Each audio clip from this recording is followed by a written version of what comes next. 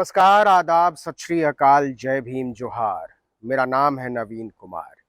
एक साथ 6 पत्रकारों के लगभग 30 ठिकानों पर दिल्ली पुलिस की इकोनॉमिक ऑफेंस विंग छापा मारती है, क्योंकि उन पर इल्जाम है कि चाइना की तरफ से कुछ पैसा अमेरिका आया था और फिर अमेरिका से न्यूज़ क्लिक को आया और न्यूज़ क्लिक के जरिए उन पत्रकारों के पास पहुंचा। ये मेरे पीछे जो आप काला शीशा देख रहे हैं, वो वरिष्ठ पत्रकार उर्मिलेश का घर है। उर्मिलेश को दिल्ली पुलिस अपने साथ ले गई है। सुबह के लगभग 7 बजे दिल्ली पुलिस की पूरी टीम 6-7 जवानों के साथ, अधिकारियों के साथ यहाँ पहुंची थी और इसी घर से ले गई थी। उस समय यहाँ जो इकलौते पत्रकार मौजूद थे, सारे घटनाक्रम को देखने के लिए, और जिस तरीके से उन्होंने दर्ज किया है इस पूरे घटनाक्रम को, अपने आप में बहुत साहसिक कदम है। तो विश्वदीपक हमारे साथ हैं। विश्वदीपक खुद भी बहुत सारे पुलिस के पंगों से बाहर निकलकर गवाही देने के लिए मौजूद हैं। तो विश्वदीपक, आपका आर्टिकल 19 पर बहुत बहुत स्वागत है। शुक्रिया शुक्रिया। लेकिन पहले बताइए कि ये उर्मिलेश जी का घर है, तो आपको कैसे सूचना मिली, आप कहाँ रहते हैं और आप जब यहाँ पहुंचे तो क्या देखा? दरअसल इस कॉलोनी में, इसका नाम वार्तालाप कॉलोनी है, वार्तालाप सोसाइटी है और ये वस्तुतः पत्रकारों की ही कॉलोनी है। इसमें मैं ही नहीं, बहुत सारे पत्रकार रहते हैं और एक बड़ी मशहूर यहाँ पत्रकार रहा करते थे, मनीष सिसोदिया का ये सामने। मनीष इसी सोसाइटी में? बिल्कुल, मनीष सिसोदिया यहाँ रहा करते थे। बाद में वो दिल्ली सरकार में मुख्यमंत्री, उप मुख्यमंत्री बने। तो बेसिकली पत्रकारों की ही कॉलोनी है, बहुत सारे पत्रकार रहते हैं यहाँ। मैं कई सालों से, 10 साल से रह रहा हूँ। इस नाते उर्मिलेश जी मेरे पड़ोसी हैं और बाकी उनका लेखन, उनका पढ़ाई लिखाई, इन सब के नाते भी हमारा उनसे परिचय है। तो सुबह सुबह मुझे किसी ने फ्लैग किया कि उर्मिलेश के घर पुलिस पहुंची हुई है। तो अचानक से मुझे इसका कोई कारण समझ में नहीं आया। हालांकि थोड़ी देर बाद मुझे लगा कि शायद ये न्यूज़ क्लिक का और वो चाइनीज फंडिंग वाला मसला होगा। तो मैं तुरंत गाड़ी उठा करके यहाँ पहुंचा और मैंने देखा कि पुलिस ने वहाँ उस कॉर्नर पे अपनी गाड़ी खड़ी की हुई थी। और ये जब मैं उर्मिलेश जी के घर पे, कितने लोग थे पुलिस वाले? अंदर जब मैं पहुंचा तो वहाँ पे तकरीबन 6 से 7 लोग थे। 4 लोग सिविल ड्रेस में थे, सादे ड्रेस में थे। एक महिला कांस्टेबल भी थी और एक सीआरपीएफ का जवान भी था जो गेट पे बैठा हुआ था। मेरे ख्याल से जब पुलिस कुछ ऐसा मुझे लगा देख करके कि जब कोई छापेमारी करने जाती है, कोई रेड करती है, तो शायद एक टीम कंप्राइज की जाती है, बनाई जाती है उसमें। तो कुछ स्पेशल सेल के लोग थे, कुछ सादे पुलिस के लोग थे और बाकी उसमें एक सीआरपीएफ का जवान था, महिला कांस्टेबल भी थी। तो आपको आसानी से एंट्री मिली उर्मिलेश जी के घर में? एंट्री क्या, मतलब मैं तो घुस ही गया सीधे, हल्का सा दरवाजा खुला हुआ था और मैं जाकर के सीधे। कितने बजे की बात है ये? तकरीबन समझिए कि 8, साढ़े 8 के आसपास कि मैं वहाँ अंदर पहुंच गया था और रेड 1 घंटे पहले से चल रही थी। तो जब मैं वहाँ पहुंचा तो मैंने उनसे पूछा कि भाई, मजाक में, क्योंकि अब आप पुलिस से तो आप बहस नहीं कर सकते या उनको आप एंटागोनाइज भी नहीं कर सकते, इस बात को आपको ख्याल रखना पड़ता है। तो मैंने उनसे पूछा कि भाई, आपने क्या वारंट लेकर के आए हुए हैं? क्या वारंट है आपके पास, सर्च वारंट है या किस आधार पे? मैं गया तो वहाँ देखा कि एक पुलिस वाला जो है किताबों को देख रहा है, छान रहा है, किताबों को छान रहा है। दूसरा आदमी जो है अलमारी, मतलब उसमें कोई ऐसी चीज तो नहीं है, ऐसी कोई माओवादी, उग्रवादी? तो पढ़ भी रहे थे पुलिस वाले? पलट रहे थे? पढ़ने की कोशिश करते, हालांकि इसमें किसी मजाक में कहा भी कि शायद उर्मिलेश ने ही कहा कि तुमको समझ में नहीं आएगी क्या ही है। तो खैर उसमें सब थोड़ा हंसी मजाक भी चल रहा था और वो लोग किताबें देख रहे थे, छाट रहे थे और सारी चीजें उन्होंने जब्त कर रखी थी। उर्मिलेश जी लगभग उनको, मेरे ख्याल से उनको कह दिया गया था कि आप तैयार रहिए, आपको ले चलना है। जब मैं गया तो मुझे जाते ही मुझे ये बता दिया गया था। मैंने पूछा कि क्या आगे का क्या प्लान है। उन्होंने बताया कि लोधी रोड में जो स्पेशल सेल का ऑफिस है वहां लेकर के जाएंगे। अच्छा, तो फिर पुलिस वालों से आपकी क्या बातचीत हुई? क्या उन्होंने आपको शूट करने दिया, जो भी हो रहा था? नहीं, असल में ये शूट करने नहीं दिया और मैंने एक नागरिक की हैसियत से, एक पत्रकार की हैसियत से मैंने उनसे पूछा कि भाई आपके पास कोई वारंट है, क्या केस क्या है? उन्होंने इस बारे में मुझे कुछ नहीं बताया। जब मैंने कहा कि आप मुझे भी इसको वीडियोग्राफी करने दीजिए सबूत के लिए, तो उन्होंने साफ तौर से इसको मना किया और एक तरीके से धमकाने वाले अंदाज में मना किया कि आपको मना किया गया है, या तो आप अंदर बैठ जाइए या तो आप बाहर चले जाइए। उनको शायद ये डर था कि बात मीडिया में ना फैल जाए या कोई लोग ना आए या कोई, जबकि उनके पास वारंट कुछ नहीं था। ये बुरी तरह से गैर कानूनी सर्च थी, इलीगल था और एक डेमोक्रेटिक कंट्री में, सोसाइटी में ऐसा नहीं होना चाहिए। कायदा ये कहता है कि जब आपको किसी के यहाँ सर्च करने जाना होता है तो आप पहले एक वारंट लेकर के जाते हैं, सर्च वारंट। लेकिन यहाँ पे ऐसा कुछ नहीं था और बाद में मुझे पता चला, कॉलोनी के लोगों ने बताया कि पुलिस 2-3 दिन पहले यहाँ और आई थी और वो रेकी करके गई थी। मेरे ख्याल से कंफर्म कर रहे थे कि उर्मिलेश का घर यही है या नहीं है, और ताकि आज जब आए तो सीधा सीधा उनके घर पहुंचे, लैंड किया, उनको पकड़ा और उठा करके चले गए। अच्छा, तो ये बताइए कि आपने शुरू में कहा कि ये वार्तालोक सोसाइटी है गाजियाबाद की, इसमें बहुत सारे पत्रकार रहते हैं। बिल्कुल। उर्मिलेश जी एक मुखर पत्रकार है, तो क्या फिर बहुत सारे पत्रकार यहाँ आ गए होंगे जब ये खबर फैली होगी, क्योंकि 9-10 बज गया था? नहीं, असल में ये हमारे ये बहुत बड़ी त्रासदी है और बहुत ही दुखद है। जब मैं यहाँ पर आया तो कोई नहीं था उनके घर में, सिर्फ मैं गया। मेरे ख्याल से उस ब्लॉक में कोई एक रहते हैं सज्जन, वो पत्रकार हैं, हालांकि मैं उनका नाम नहीं जानता हूँ, वो वहाँ थोड़ी देर के लिए आए थे।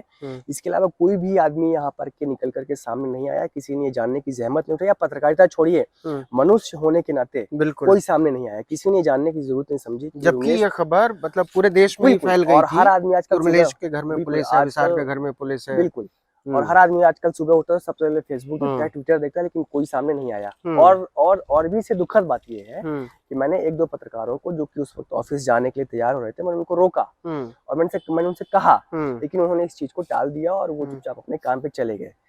तो एक आपने सुना होगा एक कविता, लोग कहते हैं कि भाई पहले वो उसके लिए आए तो आप कुछ नहीं बोले, पहले वो उसके लिए आए तो आप कुछ नहीं बोले, पहले वो किसके लिए आए तो फिर वो मेरे लिए आए, फिर जब आपके लिए आए तो फिर कोई बोलने वाला नहीं था। तो हमारा समाज लगभग उसी स्थिति से गुजर रहा है। और मैं इसको देखता हूँ कि क्योंकि मैं जर्मनी में रहा भी हूँ, और जर्मनी में नाजीवाद का जो उभार हुआ, मतलब इससे भी ज्यादा खतरनाक बात यह है नवीन जी कि पुलिस पकड़ के ले गई, उसको इन्वेस्टिगेट कर रही है, ठीक है, फेयर इनफ, आपको डाउट है किसी बात पे, आप इन्वेस्टिगेशन करिए, आपका अधिकार बनता है। लेकिन इससे खतरनाक बात जो मैं देखता हूँ समाज में, वो ये है कि इस गिरफ्तारी का, इस अनैतिक गैर कानूनी सर्च का, लोगों को हिरासत में लिए जाने का, प्रताड़ित किए जाने का एक तबका ऐसा जो जश्न मना रहा है, और ये बहुत खतरनाक बात है।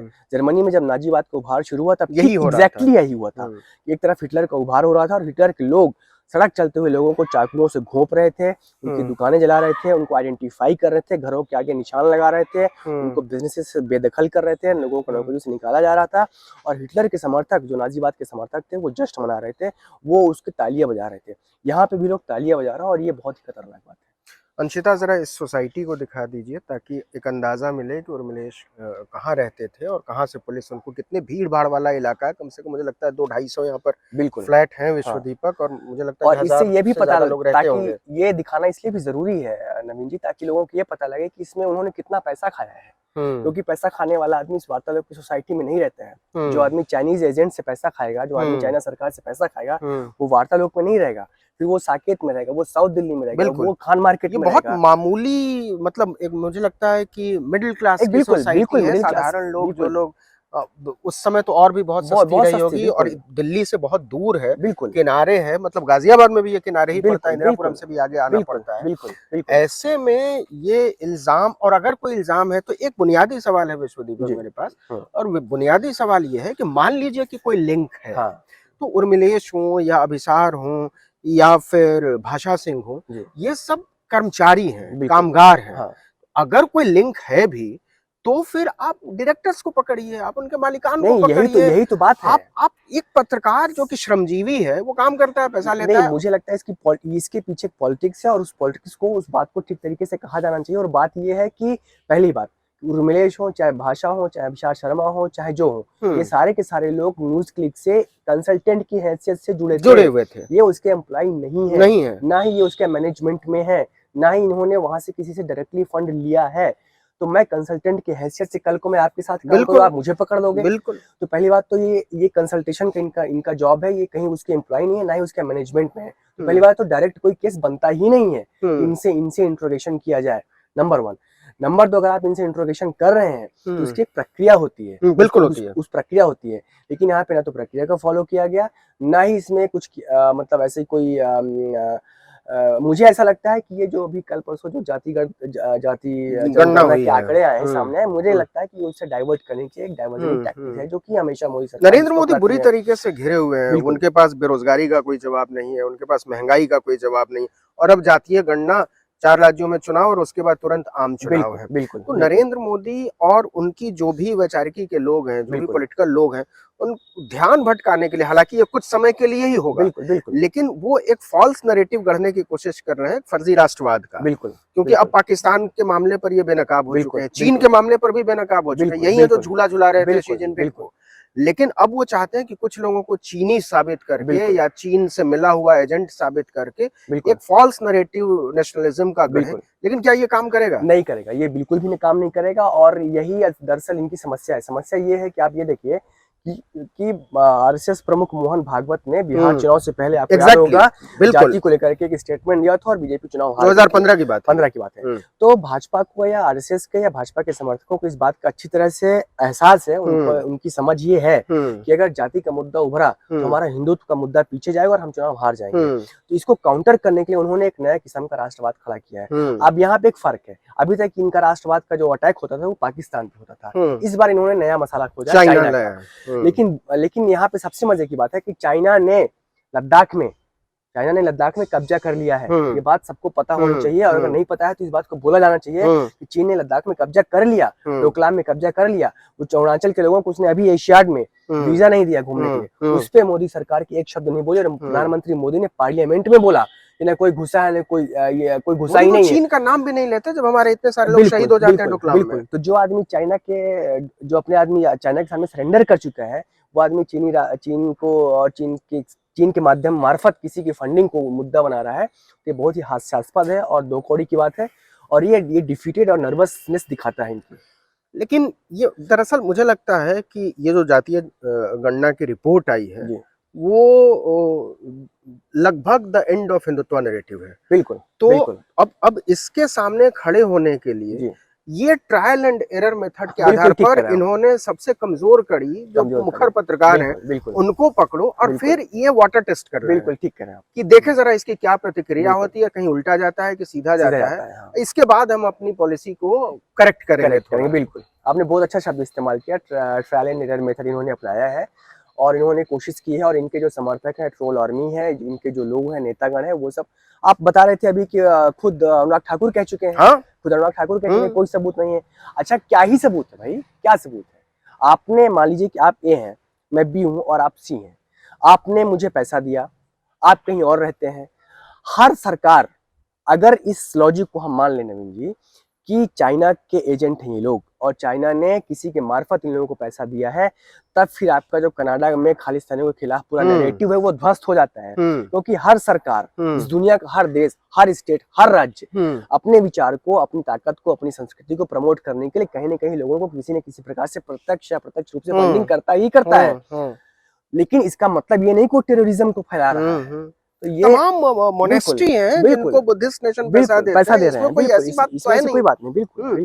लेकिन विश्वदीपक, एक सवाल यहाँ पर ये है कि कमाल की बात जो ये है, और ये बड़ी मतलब नायाब चीज है कि देश के इंफॉर्मेशन एंड ब्रॉडकास्टिंग मिनिस्ट्री जो है, अनुराग ठाकुर, वो कहते हैं, वो मोरल ग्राउंड लेते हैं कि नहीं, किसी ने कुछ गड़बड़ी की है तो जांच होगी, किसी ने कुछ किया तो एजेंसीज को इसका पूरा अधिकार है। बिल्कुल अधिकार है, लेकिन ये भी तो देखिए कि कह कौन रहा है। वो जो आदमी जो नारे लगाता है देश के गद्दारों को जूते मारो सालों को, और 2.5 साल से उस आदमी के खिलाफ FIR तक नहीं हुई है। यहाँ आप UAPA में मुकदमा दर्ज करके लोगों को उठा लेते हैं, घर पे इलीगल तरीके से रेड कर देते हैं। तो ये ऐसा नहीं लगता है कि नरेंद्र मोदी जो भारत बना रहे हैं वो दरअसल ये केवल उर्मिलेश या अभिसार या प्रवीर पुरकायस्थ इन लोगों का मामला नहीं है, ये नागरिकता के बोध की हत्या है।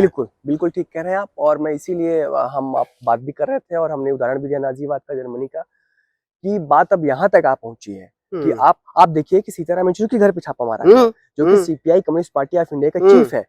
मतलब एक आदमी जो डेमोक्रेटिक एक पार्टी जिसका मुखिया जो कि पूरे चुनाव में हिस्सा ले रहा है, जिसकी 2-2 राज्यों में सरकारें हैं, 30-40 साल से उस सिस्टम का हिस्सा है, आप उसको चाइना के एजेंट बता रहे हैं। मतलब आप ही देशभक्त हैं। आपने देखा होगा, खबर आई, मुझे एग्जैक्टली अमाउंट नहीं याद है, लेकिन शायद 1,500 करोड़ एक चाइनीज आदमी गुजरात में 2 साल तक उसने गेमिंग ऐप चलाया और 1,500 करोड़ उसने जो है का घोटाला किया और गुजरात के लोगों को 1,500 का चूना लगाकर 1,500 करोड़ का चूना लगा के भाग गया। तो अब आपका राष्ट्रवाद कहाँ गया था भाई? अडानी के मामले में राष्ट्रवाद कहाँ जाता है? दुनिया के अखबारों में, भारत के अखबारों में एजेंसियां कह रही हैं, अखबार कह रहे हैं, स्वतंत्र पत्रकार कह रहे हैं कि देखो ये पूरा ट्रेल है पैसे का, बिल्कुल और भारत के लोगों को चूना लगाया है। कम से लगाया कम इन लोगों ने भारत के लोगों को तो चूना चूना नहीं नहीं लगा, लगाया, बिल्कुल बिल्कुल इन्होंने भारत के लोगों को चूना लगाया, लेकिन अडानी के खिलाफ बिल्कुल मतलब अडानी का ए भी नहीं बोलते नरेंद्र बिल्कुल मोदी। बिल्कुल नरेंद्र मोदी अडानी का ए नहीं बोलते, क्योंकि उनको अडानी के ए से ही उनको सारे उनका पावर मिलता है, उनकी पी मिलती है, पूरा पैसा मिलता है, उसी के प्लेन से वो चलते हैं, उसी के प्लेन से वो प्रचार करते हैं, उसी की ताकत से वो।